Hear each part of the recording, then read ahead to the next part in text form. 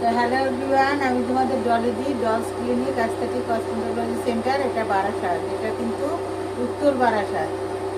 সেদিন একজন যেমন দক্ষিণ বারাসাতে গিয়ে দাঁড়িয়েছিল।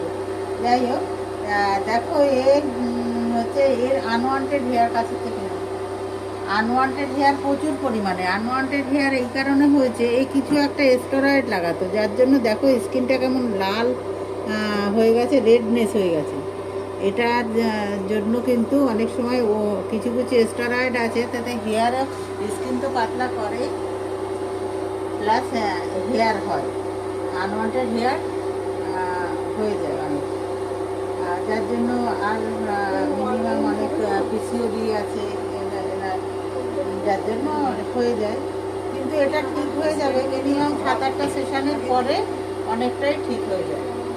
আর অনেকের কম লাগে, অনেকের বেশি লাগে, অনেকের দেখা যায় 3-4টে সেশনেই অনেক ক্লিয়ার হয়ে গেছে, পরিষ্কার হয়ে গেছে। তবে এরও ওরকমই 4-5টা সেশনের পরে কি হবে, ফাইন হেয়ার হয়ে যাবে। এর ফেসটা আমি দেখাতে পারছি না, এই কারণে ওনার একটু প্রবলেম আছে, সেই জন্য।